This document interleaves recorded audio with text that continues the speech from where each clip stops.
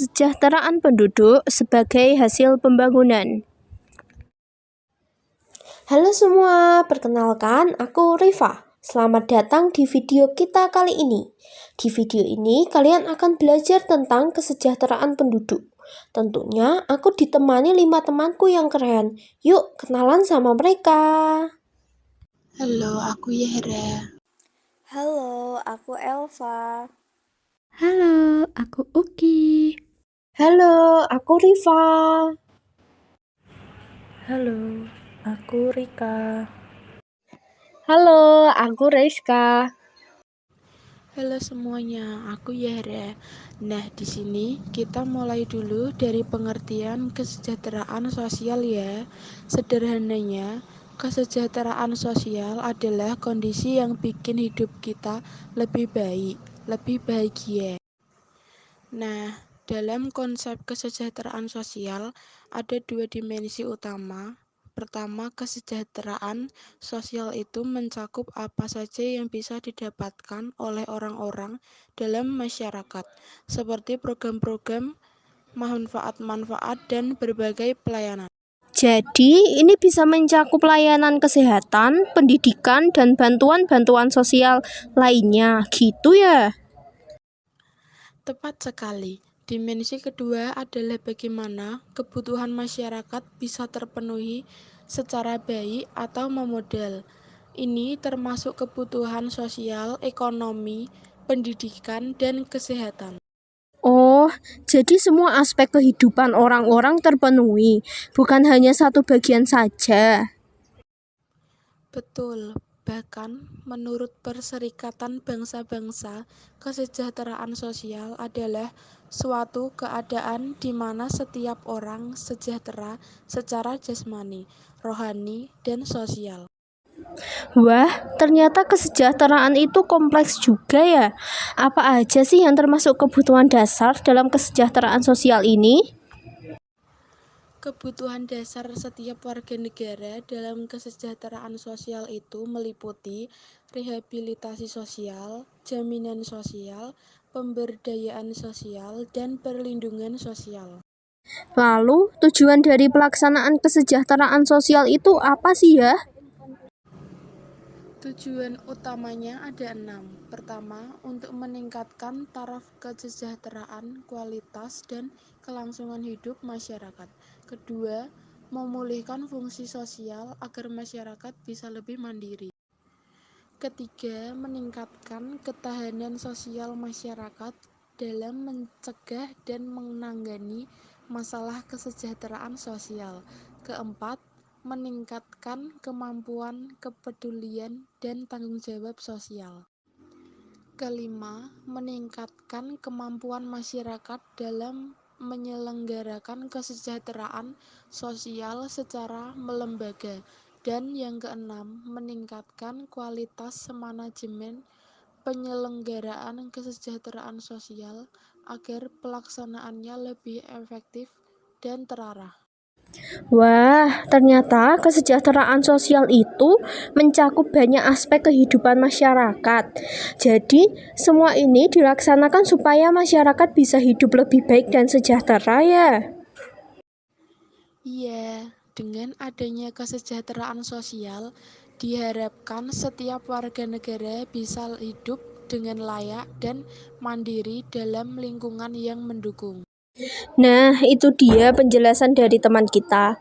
Yuk, kita lanjut supaya kita lebih paham tentang subbab ini.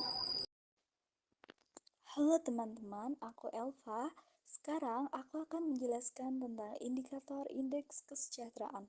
Ada beberapa metode untuk mengetahui kesejahteraan sosial, seperti indeks kualitas hidup, indeks kemajuan sosial, dan indeks pembangunan manusia atau IPM. Indeks pembangunan manusia, apa aja yang diukur dalam IPM itu, Fa? IPM mengintegrasikan aspek kesejahteraan objektif dan subjektif.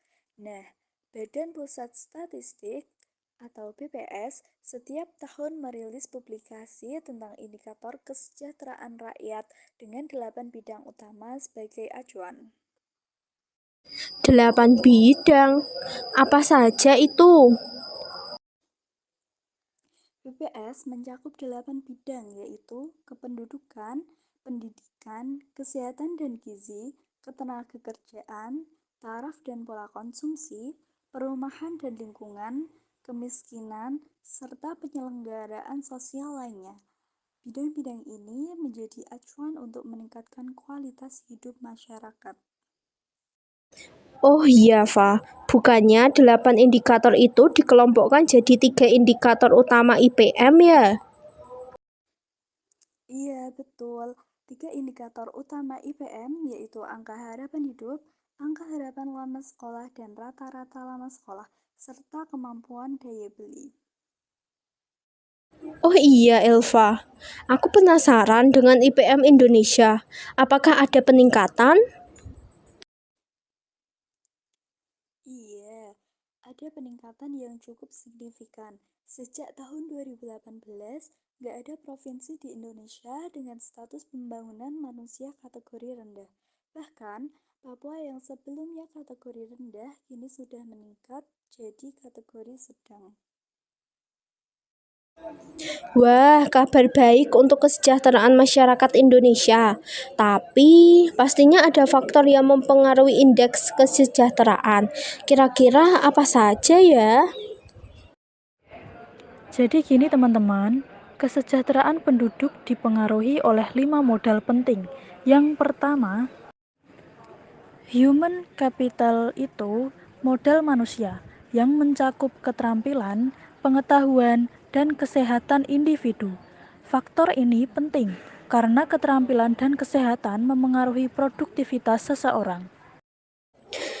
Oh, jadi kalau masyarakat sehat dan terampil, produktivitas mereka juga bisa lebih tinggi, dan itu bisa mendukung kesejahteraan mereka ya. Betul sekali. Lalu ada social capital, yaitu modal sosial. Ini berkaitan dengan kualitas hubungan di dalam komunitas. Kalau masyarakat punya rasa kepercayaan, kerjasama, dan saling mendukung, kesejahteraan mereka akan lebih terjaga.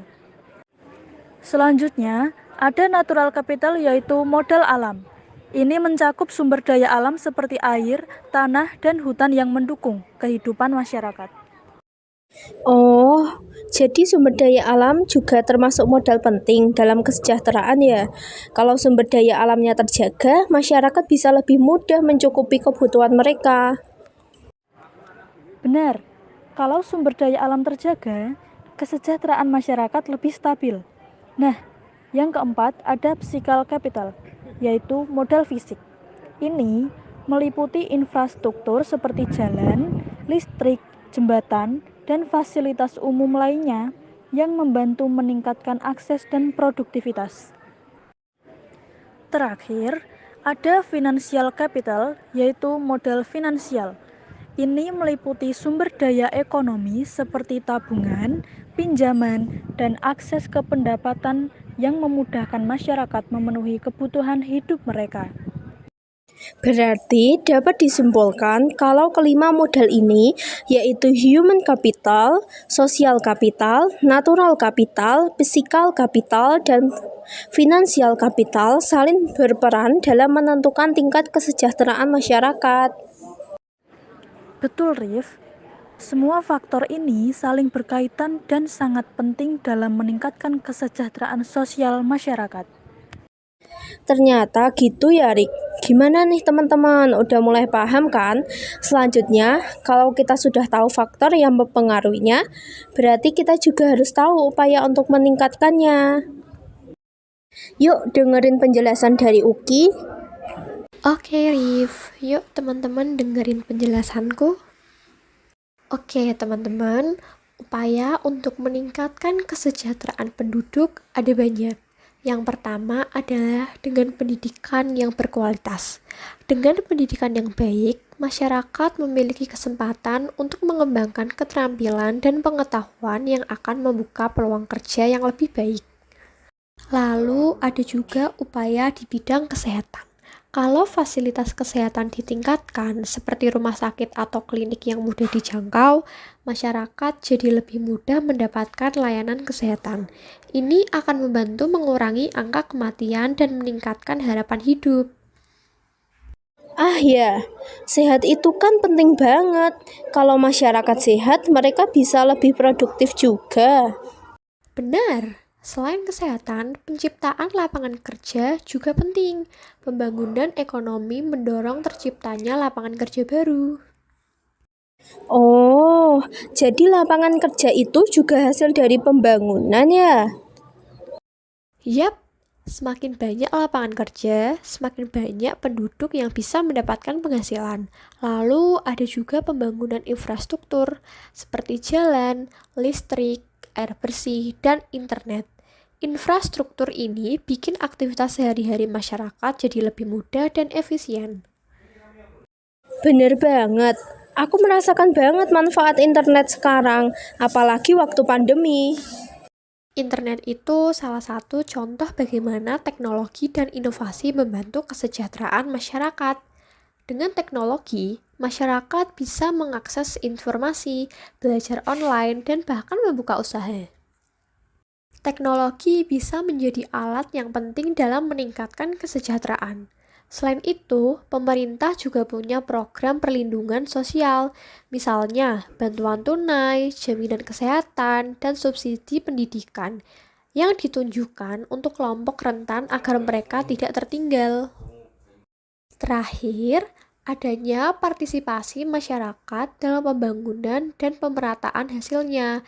Dengan begitu, masyarakat ikut andil dalam pembangunan dan hasilnya pun dinikmati secara merata, nggak hanya di kota besar. Terima kasih, Oki. Sekarang kita jadi lebih paham bagaimana pembangunan itu bisa meningkatkan kesejahteraan masyarakat. Kalau kita sudah tahu semua itu, rasanya kurang kalau kita tidak sekalian belajar tentang sebaran indeks kesejahteraan penduduk Indonesia. Yuk, daripada kelamaan, lebih baik dengerin penjelasan dari Rizka. Halo teman-teman, aku Rizka. Apa masih ingat kalian tentang penjelasan dari Elva terkait indeks kesejahteraan di Indonesia? Aku sangat kagum dengan Indonesia, sebab indeks kesejahteraan masyarakat di Indonesia sekarang ini menunjukkan arah yang positif. Contohnya, angka harapan hidup penduduk Indonesia meningkat. Menurut laporan Statistik Indonesia tahun 2022, angka harapan hidup naik 0,1 dari tahun sebelumnya, menjadi 73,5 tahun. Bahkan, menurut laporan UNDP 2020, angka harapan hidup kita sudah mencapai 71,7 tahun, melampaui beberapa batas negara Asia Tenggara seperti Laos, Kamboja, dan Myanmar. Wow, berarti upaya pemerintah dalam bidang kesehatan mulai menunjukkan hasil ya? Iya, tapi kita juga masih harus berusaha lebih keras, walaupun angka harapan hidup kita meningkat. Indonesia masih tertinggal dibandingkan negara-negara maju. Coba bayangkan, Jepang punya angka harapan hidup 84,6 tahun, Hong Kong 84,9 tahun, bahkan Swiss 83,8 tahun. Jadi kita masih berada di peringkat menengah dibanding negara-negara maju. Lalu gimana dengan kesejahteraan masyarakat di bidang ekonomi? Di bidang ekonomi, kita juga mengalami perkembangan positif. Produk domestik bruto Indonesia tumbuh 3,7% di tahun 2021, setelah sempat minus 2,1% di tahun sebelumnya. Artinya, ekonomi kita perlahan-lahan pulih dari dampak pandemi. Lalu untuk indeks pembangunan manusia kan katanya terjadi peningkatan. Nah, provinsi mana aja Kak yang mempunyai IPM tertinggi? Provinsi dengan nilai IPM tertinggi adalah Provinsi DKI Jakarta, yaitu 83,55. Teman-teman, ada 14 provinsi dengan nilai IPM melebihi nilai IPM nasional yang tercatat sebesar 74,39. Provinsi tersebut yaitu DKI Jakarta, Daerah Istimewa Yogyakarta, Kepulauan Riau, Kalimantan Timur, Bali, Banten, Sumatera Barat, Sumatera Utara, Sulawesi Utara, Riau, Aceh, Kalimantan Selatan, Jawa Timur, dan Sulawesi Selatan. Lalu, untuk IPM kategori rendah dan sedang ada di provinsi manakah? Provinsi dengan nilai IPM terendah adalah Provinsi Papua dengan nilai 63,01 dan provinsi dengan nilai IPM sedang adalah Kalimantan Barat. Nah, itu dia penjelasan tentang materi kesejahteraan penduduk sebagai hasil pembangunan, teman-teman. Dapat disimpulkan, kesejahteraan penduduk adalah tujuan utama pembangunan yang mencakup peningkatan kesejahteraan, pendidikan, dan ekonomi. Pembangunan yang berfokus pada kualitas hidup masyarakat menghasilkan masyarakat yang lebih sejahtera dan berdaya. Terima kasih atas perhatiannya, teman-teman. Mari kita bersama mewujudkan pembangunan yang berkelanjutan demi kesejahteraan seluruh lapisan masyarakat.